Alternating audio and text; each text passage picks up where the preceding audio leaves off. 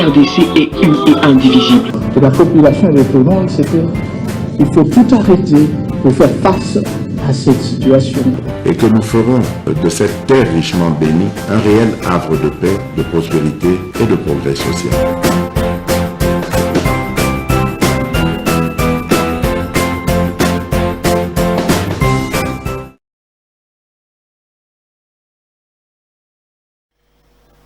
La République démocratique du Congo, une classe politique non classable, avec des contradictions habituelles. Plonger notre peuple dans des conditions d'Obango Moko Bayebi, mais pourquoi pas ne pas aussi relever vraiment le défi, c'est tout le développement national, dressant nos francs longtemps courbés. Je suis M. Médard en Colombo, je fais cette émission à Kinshasa, où est la capitale de la République démocratique du Congo. Et vous nous suivez à Londres, aux États-Unis, au Canada, à Los Angeles, vous nous suivez à Kentucky, même à Tombouctou, à Mali, vous nous suivez. Na Mali, na Séguifort. Soldat Wazakonaza, président de la République, mais de ces mots qu'on critiqué, armée. Oh, depuis Baye, Balbio Toko Kangayo, tu peux passer mon dieu, batindien à front. Comme ça, hein, yo, mais quand on front, hein, oyo quand on dengue salak, avant de critiquer. Mais de ça, yo que le tonga, mais de ça, yo que le monde qui comment, vous pas so critiquer, ça c'est le problème, c'est que y denga so critiquer, c'est que ça n'a pas méthode ya kobondanango bitumba. Na Tunisie, bozolanda pe biso, na Gabon. Ya bozolanda biso kona pe boza mboka ya bato mayele na mune tata o ya yeye kaka de pere de mer na Gabon o boina botimbo de bidu no libanda ko pusana ta pembelite awande mboka kizoba zoba même mupa yako ya o na ina kuma president na bino na mbongo na kosumba bino papa l'argent n'a pas tout le monde zoba million na yo surtout que ezaba million oté pa na biso ezali un peu très compliqué tobeta masolo nini Jacques Ndala Mimingam, Babimiseliye Bato na Ibisibino, Jacques Ndala.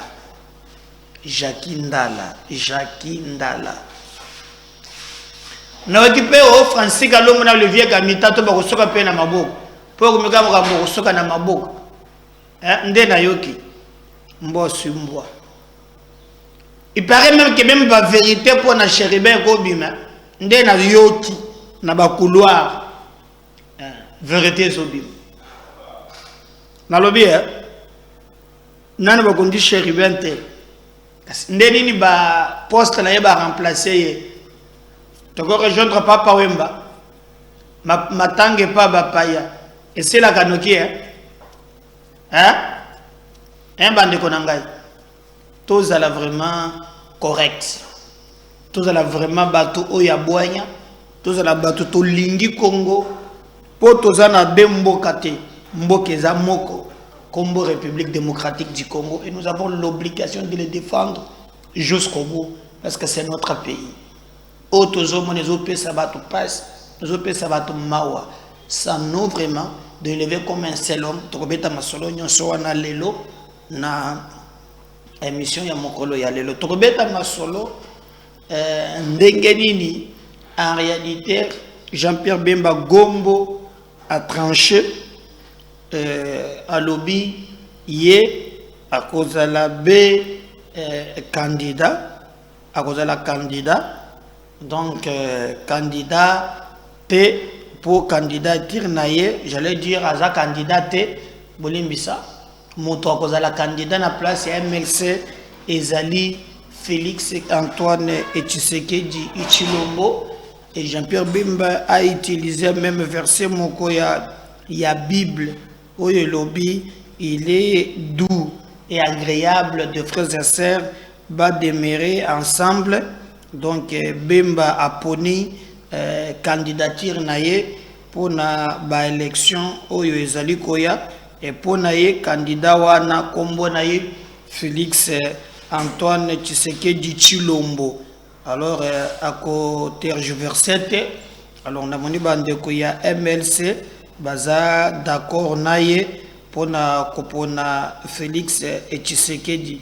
Mais attendons voir parce que nous apprenons que na moni aventurier moko abimi o ya zali d'accord tout ça. Yo ko zala d'accord yo yebi mukolo parti alobi ko soutenir Félix Tshisekedi yo zolo bake okozala d'accord. D'abord Jean-Pierre Bembe a dit selon lui au lieu ya kokende na une opposition oyo ezali penza na kaka musala ya critique stérile wala zaba maloba ya Jean-Pierre Bemba Gombo sans proposition, critique stérile, ligne de conditions oyo apesi à l'obiboy. Nous diviser en présentant plusieurs candidatures à la prochaine élection présidentielle ferait le jeu de nos adversaires qui n'ont pour seul programme que des critiques stériles sans solution alternative. Nabandeli Bemba Lobi soki to kabwani totiki ba candidature rebelle na maponami o ezo ya liboso ekosala kaka baje ya banguna na biso oyo bazana programme ata mokote ya Congo be ya bango musala kaka ko critiquer na ko critiquer ya buzoba wana meloba ya Bemba kasi bazalina solution mokote balina likamba ko présenter ba Congolo ya sika be kaka ba critique stérile nde Igwe alobi akati masolo le seul président be Félix Tshisekedi bokolanda yango be na émission ya mokolo ya lelo Didi Martin comme Martin Fayulu na deuxième émission na kolekisa bino sodi mais les éléments que nazui mayengele azalaki na point de presse wana te tomoni mama Chantal bazalaka te ba candidat ebele o bazalaki vraiment wana bazalaki te Didi Martin abimie moko apesi même na mokolo Fayulu na yebisi bino esili un homme de contradiction ba botanga na leader ya bonano na monate epenga lubilu 90 chubula betio mokato monende makambo ezalaka. Comment tu peux sacrifier les enfants des autres pour tes propres intérêts? Passe na mort même biso to kobeta kaka masolo ya mboka avant de développer boyeba ke élection provinciale.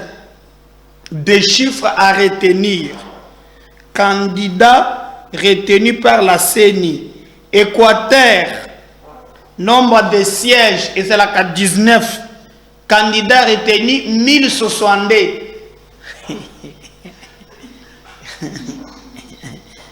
Hey, moi, maman. Na Équateur, ezakaka 19 sièges. Baza 1062. Au Katanga, nombre de sièges, 44 candidats. Au Baza retenu, 3563.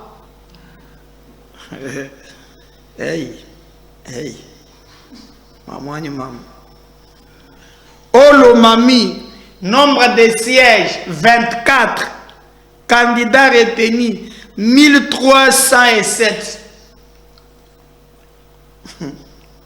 Lomami et Otouele, nombre de sièges 18. Je parle bien à provincial. 18 candidats retenus, 1010. Peut-être pas parce que c'est 1010 au Longoli 18. Il faut que combien bakwe. Ituri, nombre de sièges 43, candidats retenus 2664. Kassai, nombre de sièges 30, candidats retenus 2165. Kassai central, nombre de sièges 31, candidats retenus 2151. Donc il faut pas 2000 quelques bakoué. Kassai oriental, nombre de sièges 22, candidats retenus 1705. Kinshasa, nombre de sièges, 44 candidats retenus. Non, nombre de sièges, 44. Candidats retenus, 5618 à Taduno. 44. Hein? Tout ça là, 5618. Chubula. Congo central, nombre de sièges 44, candidats retenus 2911. Kwango, nombre de sièges 22, candidats retenus 1310. Kwilu, nombre de sièges 43, candidats retenus 3369. Lomami, nombre de sièges 25, candidats retenus 1385. Maïndombe, nombre de sièges 15, candidats retenus 746. Maniema, nombre de sièges 20, candidats retenus 1238. Na 20. Mongala, nombre de sièges 18, candidats retenus 2426. Norubangi, nombre de sièges 17, candidats retenus 1033. Sud Kivu, nombre de sièges 44, candidats retenus 3072.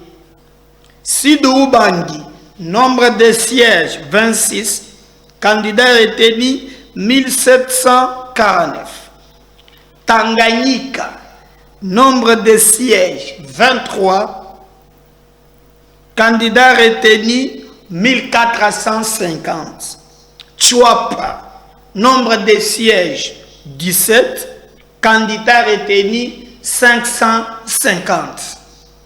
Bazouele, nombre de sièges 17, candidats retenus 727. Wana nyonso, nalinga kina pesa bino pour vous comprendre comment bataille électorale et kozala au moins très serré, très serré. Alors, boyoki yango, dondi ozana ba photo ya maître Jacques Ndala. Regardez, maître, waouh. Alors, depuis annoncé qu'à cause de la bazo sakana ensemble, trop de masses qui abandonnent entraînement. Hey, c'est quoi yo? Hein? Yo yaka, hein? Ochaba blague. Au côté de ça, on a quand même position. Alors, déjà, comment mettre Jacques Ndala? Alors, bien ensemble, qu'on a massé qui trop, clientélisme. Aïe, qu'on traitait même Katumbi des complices. Avec Katumbi, c'est un complice. Alors, quand on vous disait, voilà, vous pouvez mettre en go, mettre des maîtres, Yohana, pour, et comme il y a Makambuya Nini, ça va sentir, sentir combien?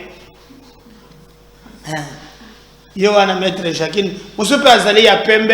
On est à Kalatanga, on va s'entraîner. Nous sommes à s'entraîner.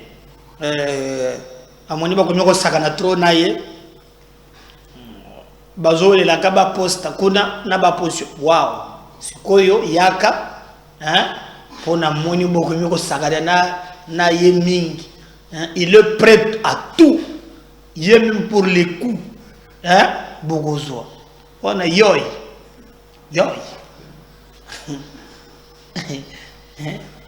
On a taekwondo donc na bubeto yo wa soki katami on poursuit à katami sikoyo pour le moment ko sakana na être amitiki tout ça ko miko sakana donc pour na Moïse ba ko bomana. Alors qui entretient ce flou, c'est pas lui-même Moïse Katumbi ndenge bazopotana ndenge bazali kobendana nini ezali à la base nani azali ko entretenir c'est flou. C'est pas lui-même Moïse Katumbi. Jacques Ndala lobby dans ces partis il n'y a rien d'idéologie. C'est le népotisme, le clientélisme, bato azali kopotana pour na positionnement. Nini bazolanda mbongo ya mupaya ekobomisa bango. Il paraît ce que mutumoko na parti wana a longwe aye ce qui a ba mwana na ya utipoto directement baté suppléant alors et créer ba remou il y a quand même du courage il y a que dénoncer même ba mwando oyo bazo sala ba makambo il y a que dénoncer secrétaire général il appartient à Bango. Alors balobi il y a des choses mais au moins il a dit tout ce qui s'est fait ezoleka. Katumbi aza complice. Alors Katumbi aza complice selon lui. Alors la complicité il y a Katumbi apparemment bayebi yango kakalelo parce que makambo ezoleka.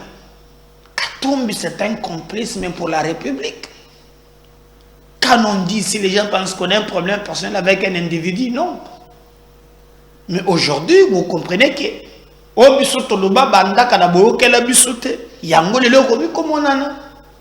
n'a jamais eu un problème avec un individu, non.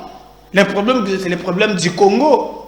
Comment dans un parti politique, batobaye la mécanicité, batobaye kate ko sala débat de fond, batobaye la kaka mbongo. Et puis moi, ce qui m'étonne, c'est que mbongo bozo bomenela kabino boza ba imboka. Eza mbongo oyo mupaya azui ao. Momonaki, par exemple, photo wana, mutu oyaza complice. A présenter quand même mutu oyaza na kaki comme le maître Hervé Diakis. Ayaki na compte ya celle-ci, l'église catholique. Et c'est l'église catholique qui est portée qui est Nzoka Azala qui est candidat à Katumbi. Regardez même comment la complicité et Zosalema qui Katumbi manipule tout le monde. Et aujourd'hui, Nanu Kotoba Kundi Motote, Oyakufi, Babimisi, a commis porte pas. Nanu Bokundi Ata Motote.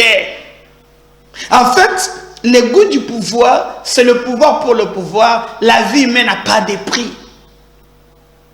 Et c'est l'ère de s'entretuer, de s'entre-déchirer. Pour Nanini, pour tout le monde veut être à côté Yakatumbi à la parcelle de pouvoir. Voilà en bref, guerre, bozo moneza kofongwam. Bon, comment est que même plus loin? Tant qu'on a kobanda ko tchela bino ba vidéo et comme siko makambuya bat babi makamoko na moko yo Jackie zelo komona ozati disqualifié baké kozwa même na ba maître hein je sais pas so botali taille ya maître ou na akobeta Jackie na position Jackie azio na taekwondo bo ope vimbitolo je sais pas.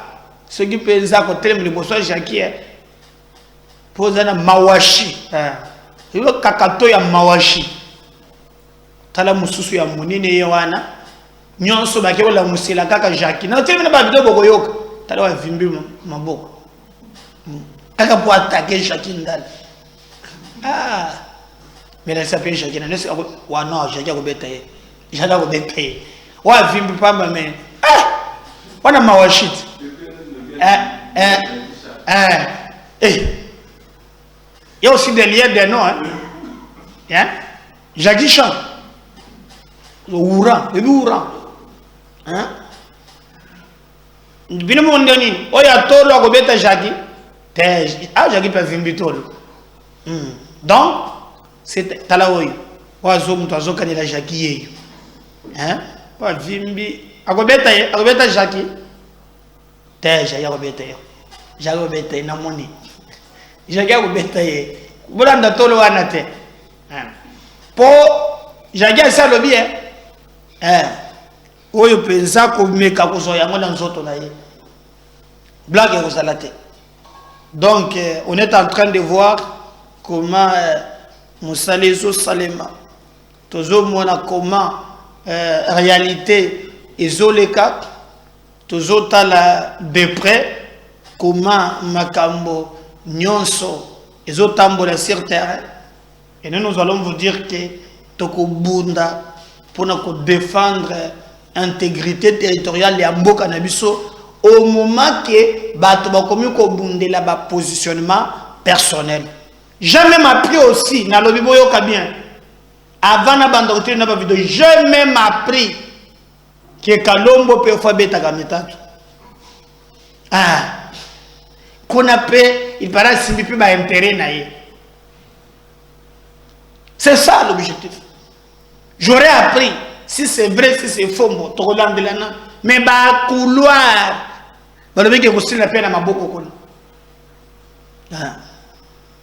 si vous suivez très bien, même entre Mwando na Salomo Peguerezani, dans le malheur na Kolanda pe me le ba Jakindala, le malheur ya Salomo et un bonheur il y a bonheur, il y a moins de Simba, selon parti Nabango. Donc, Koko Sidonia Bandari Olobo, Mbemba Chika, il disait ceci. Jikenga Soko Kumonge, Disanga Jamono Mutu. Au Moni Singe, hein? Muntolongole na Zamba Kangie Singate, Sikoyo, Akangie na Ndako, ou bien le Komoko Boy. Soko Singe azo sauté, azo le lobby, et Rono Sanata na Zamba. Nazoli aba makaku, nazoli aba bita benanga, nazo débrouiller. C'est comme on a monté aux autres, c'est kiki. Singe, bakangie singa, mais moi na monté aux autres, c'est donc côté na bango ezali bitu bazo ele la nini bazo ele la kaka mbongo positionnement personnel plus loin Jakinda la koloba ke atamboli asali ba biloko mingi Katumbi apesa ka ye mbongo te. Il n'a pas dit que Katumbi apesa ka te malobi atikala ko pesa te alobi il asali ba tourna ebele na ba tourna nyonse ya asali Katumbi atikala ko pesa ye mbongo te. Mais sa fois la mbongo Jakinda la le la mbongo bana bazana mbongo Kamitatu Mwando et les autres yako kusoka na maboko puis Francis pa ko mone mindo etali uye pazo signer nini Kamitatu kala mingi te pour faut muto signer muntu jakia ko signer bolenge ntenge na Mwando quand on parle à signer pe Kamitatu quand on va mettre te mettre na yo jakia za préparer pour za mettre za pe jagisha donc yo kalombo lo ngende kwa douleur gozo mouvement boyo minu longo donc landa nindi jakia za bien préparé donc et comme maintenant bazo finga dans tous les sens quand on biango paza awa aye po finga ba Kongola lobi na zobima candidat na mboka na bino kaka na gocha misolo na ngai bokende ko landa ngai na ko boto la bino mboka ozokosa zwa ba drogué ozozwa zwa ba tumususo zali ko kanisa ko buba bango il y a des Congolais dignes oyo bazana bomuntu ya ko bwaka te bazali. Il y a des Congolais dignes oyo bazana bomuntu ya ko bwaka te ba ozo somba lokola makaya buzwa bango mais tokola kisayoke mboko eza ya biso. Nous avons clairement dit qu'il va sabinoter muntu ako sabinoter tolingito mona vérité alors vérité na manso mazali koleka Oh, mais pour les il paraît que c'est les 30, nos candidatures, mais c'est les 30. Bon, soit tu as les 30, ils ont un problème, mais biso tolobi, théâtre, wana, ekoleka ata mokete. Ekoleka ata mokete. Je vous avais même dit que Motoloko la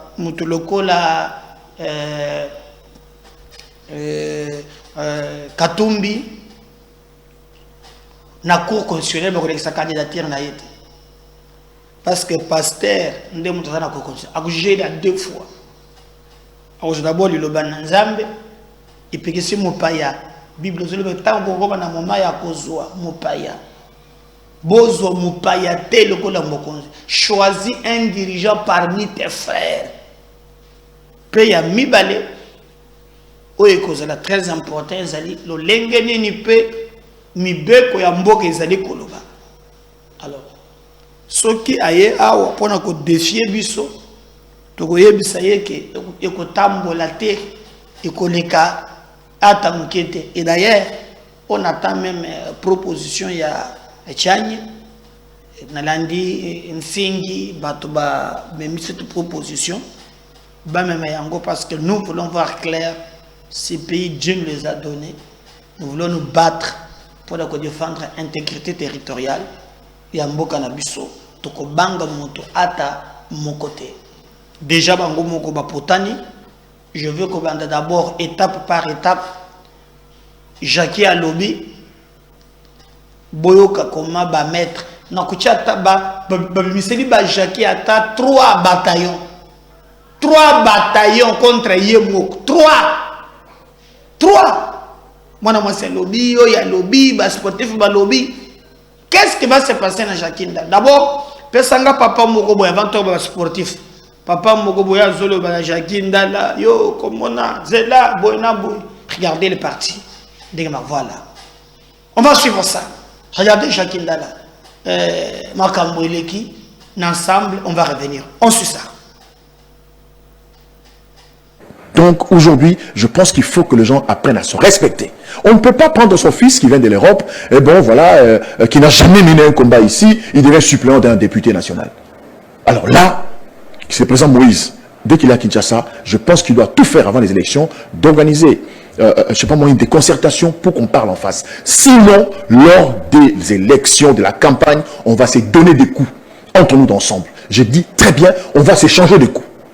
Ici à Kinshasa, le secrétaire général, en complicité avec son équipe, ils imposent des candidats dans la Tchangou, parce que je suis candidat dans la circonscription de la Tchangou, juste parce qu'ils ont des accointances.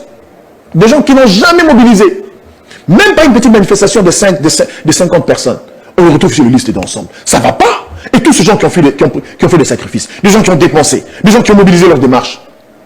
Alors ces choses-là, je suis venu pour les dénoncer et dire clairement que je suis vraiment dans tous mes états. Si le président Moïse n'organise pas des concertations ou un cadre de concertation avant la campagne électorale, d'ensemble, on va s'échanger des coups et moi je suis prêt à me battre physiquement, moralement et spirituellement. Pourquoi prêtez-vous à Christian Mwanolé? Bonsoir chers amis, je me permets de répondre à Jackie Ndala. Jackie Ndala qui s'est en pris au président Moïse Katumbi Chapwe et à tout son staff. Jackie Ndala, je suis devant toi. Je considère juste un seul fait. Un seul. Et si tu es intelligent, tu seras capable d'en déduire les autres. Mais je choisis juste un seul. Le seul fait que je mets devant toi, c'est celui de l'audio qui circulait sur les réseaux sociaux, dans lequel tu parlais avec une personne, que je ne vais pas citer son nom ici, et que tu disais que tu étais l'espion au parti Ensemble pour la République. Je ne sais pas si tu te souviens. C'est pour cela que j'ai dit, tu fais preuve vraiment d'une intelligence beaucoup plus faible et modeste. Malheureusement, tu ne les comprends pas. Et tu sais, dès lors que nous avons eu cet audio, tu sais très bien, si tu étais intelligent, tu pouvais bien le savoir, que il fallait prendre des précautions. Et les précautions ont été prises contre toi.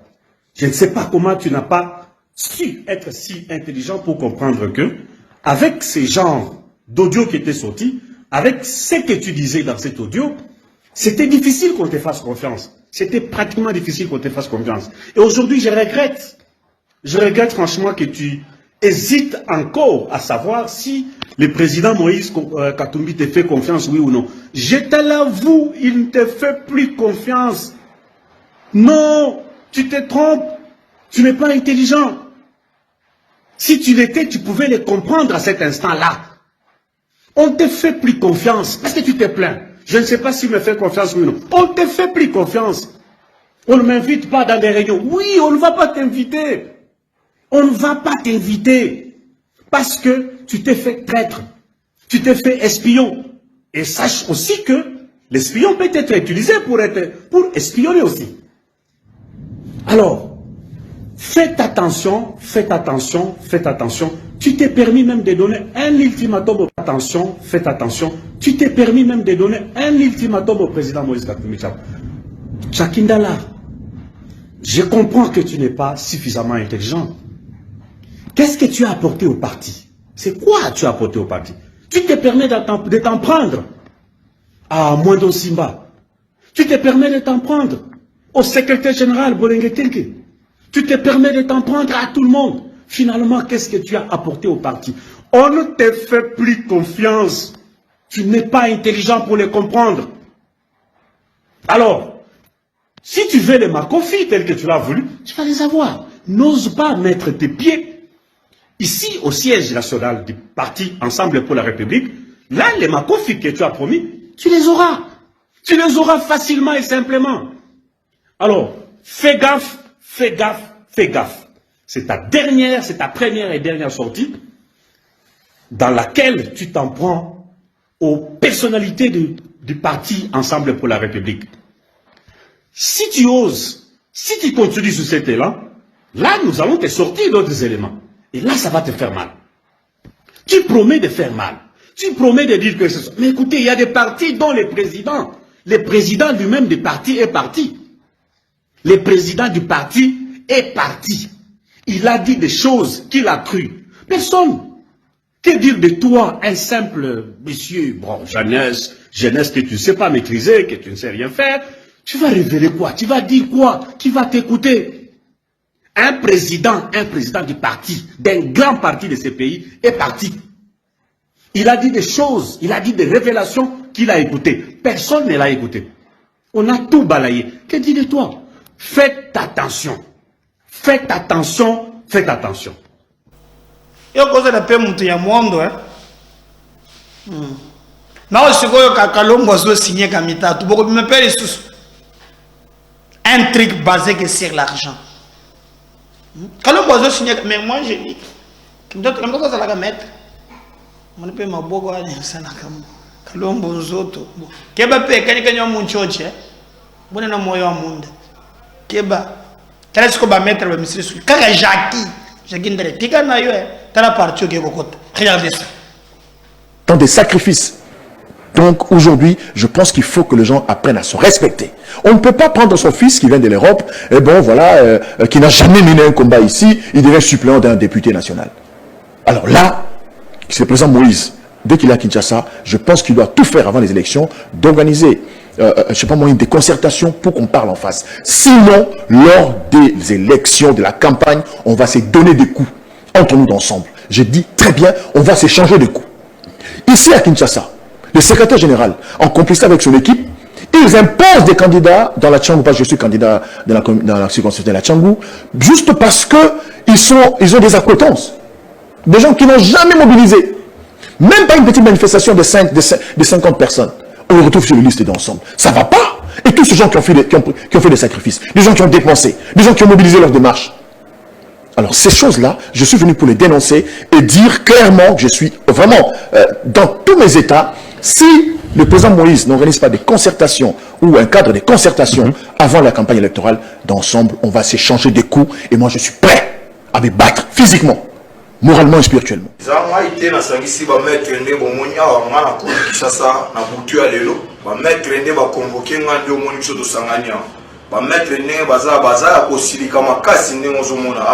Par rapport à des propos qui sont réalisés dans les réseaux sociaux, oyo azokende conformément te na baenseignement oyo président Moïse ateyaka biso na kati ya parti.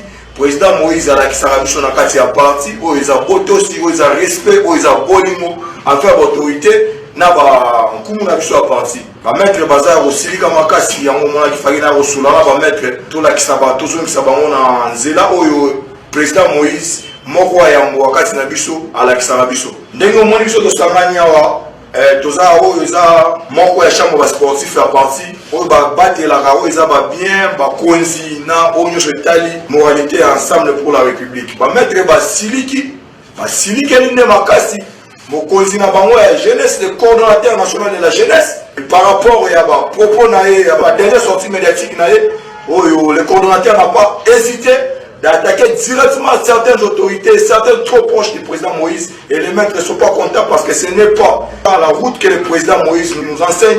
C'est pas ça ensemble. Tout ça pour interpeller la jeunesse, le coordonnateur Jakinda, que nous les demandons d'arrêter immédiatement. Et l'autre interne est au qui est dans médiaté. Ce que ça n'a moins de qualité dans la partie. Tata na biso Moïse aza wana trop kutaye akosola mo na kati ya famille na kimia. Oyo tali ensemble ezama makambu ya médiaté. Les agents actuels ne nous permettent pas ya robimisa babiloko na biso na ndenge ya libanda. Donc le coordonnateur doit cesser. Bas sportif, basengi coordonnateur national de la jeunesse dans un bref délai de présenter ses excuses par rapport à ses propos indignes auprès du secrétaire général du parti, auprès de Papa Christian Mondo Simba et auprès du président national Moïse Katumbi. Sinon, la brigade se prendra en charge d'impolitesse vis-à-vis des autorités du parti qu'on ne peut jamais accepter et puis on ne va jamais tolérer. Vous en chargez. Qui a le pauvre Zambito le Robert Jackie? Ah! Ne peut pas mon Jackie encore pété. Mais le bien. Donc, il voulait parce que le Jackie a le bâti réellement. Il a dit quoi? Hein? Il a dit quoi? Pour nous manipuler, bâtir une peine de Goumoussou et à moi aussi. Aïe, kaka Jackie Ndal. Pour que tout le monde. Bolande, binomo, quoi? Binomo, on va sur la beauté. Bolande. Allez-y. Je suis. Regardez, d'ailleurs, vous venez de me présenter, pour la petite parenthèse, je vais la fermer tout de suite. Vous venez de me présenter comme coordonnateur national de la jeunesse. Je crois que cette fonction, je l'exerce plus. J'ai déjà été écarté depuis un certain moment, depuis je crois presque 6 mois, je ne passe plus sur rôle. Vous avez été écarté par la hiérarchie du parti, oui, par quelques individus qui je crois que même lui, même le président Moïse c'est servi de la loi. S'il n'est pas informé, alors il est complice. Moi je suis vraiment vrai. Donc il y a des choses qui se font. Je suis membre du bureau politique en tant que coordonnateur. J'étais parce que moi je considère que je ne suis plus coordonnateur de la jeunesse du parti Ensemble. Parce qu'il n'y a aucune considération. On est en train d'établir les listes des députés nationaux. Hervé, je suis le seul. Je suis la seule autorité, la seule personne de Ensemble qui a pris la prison. Je fais en tout cas au minimum 20 provinces détournées, 20, plusieurs territoires et villages. J'ai vu des gens. Et quand je fais ces tournées, je le dis ici, on peut prendre toute personne d'Ensemble comme témoin, je ne reçois aucun financement. On ne me dit pas, le président Moïse, je n'ai pas dit qu'il ne donne pas l'argent. Il m'a jamais donné de l'argent. Il n'a jamais envoyé l'argent pour dire, bon Jackie, vous avez 1000 francs, allez dans telle ville, pour un exemple, vous allez à Loudja, dans le Sankourou, on vous reçoit, on vous loge, on vous nourrit, on vous donne le moyen de communication, on fait tout ce qu'il faut. Et après, ces gens, vous sentez qu'ils sont mobilisés pour vous recevoir, pour vous faire voir évidemment que ce gars qui vient, c'est un responsable du parti, dès qu'il rentre, il fera un rapport, et moi, c'est la personne a des ambitions. On a fait toute une tournée. Et quand on se met autour d'une table pour décider de qui sera candidat, qui ne peut pas l'être, on ne sait même pas m'appeler. Je ne reçois aucun appel. Vous comprenez? Donc, on ne consulte pas. C'est grave ça. C'est très grave. Mais qui prend la décision de convoquer les bureaux politiques pour lever des options? Je crois que c'est le président lui-même qui, pour ce qui concerne le bureau politique. Donc c'est le président qui n'a plus confiance en vous. Évidemment, c'est ce que je dis. Depuis que je suis coordonnateur de la jeunesse du parti Ensemble, je n'ai jamais assisté à une réunion du comité directeur du parti. Je vous le dis. Et je reviendrai ici. Si quelqu'un passe pour dire des bêtises, je reviendrai. Je suis quelqu'un de très correct. Je reviendrai ici pour dire d'autres choses. Donc, il y a des choses qui ne se passent pas correctement. Christian Mondo. Tu as dit dans tes émissions que désormais, tu vas commencer à passer sur le plateau pour dire des choses. Et moi, je te dis désormais, Jackie, si tu vas dire des choses qui te concernent, ça va. Si tu veux clasher sur le président Moïse, sur nos notables Katangais, sur les Katanga, tu mourras, tu mourras, tu mourras. Désolé vieux, tu mourras. Arrête de clasher surtout sur l'ensemble. Arrête de clasher surtout sur le président. Écoute, je vais te dire une chose. Jacques, arrête de confirmer ce que les gens ont toujours cru sur toi. Arrête de confirmer parce que yo yebi comment ba te ba na confiance on te ba kanisa à cause de appartenance morbu. O yebi. Moi ça rappelle na sa famille boy. Comme trop na ba mission. Parce que ça fait comme un hôpital. Mais si c'est terminé na kingwa mona na kali société. Il y a un parti. Donc ce sont des positionnements personnels, tout le monde veut que bah moi on aille très bien et pas il y a Katumbi. On voit ça. Nous observons. J'ai regardé le deuxième numéro, tu bête à solo, il y a Bemba, je crois, tu bête tapé, il y a Didi Martin, tu bête tapé Kalombo le bega pour Sila na pena Kamitato. Nous sommes beaucoup de bango na émission Oyokoya. Tout à l'heure, n'oubliez pas de vous abonner. C'est un PC numéro na ba élection Zoya a participer ba to ba la campagne, ce qui est normal na to comme na moment ya campagne mais na ordre ya machine où ya PC ndé ya PC ngai numéro 493 bomoni wana na zali kaka pona de kunga 493 et toujours c'est la moment ya campagne pour to ya ko ça la campagne proprement dite. On suit ça. Merci. La deuxième numéro. N'oubliez pas de vous abonner. Bye.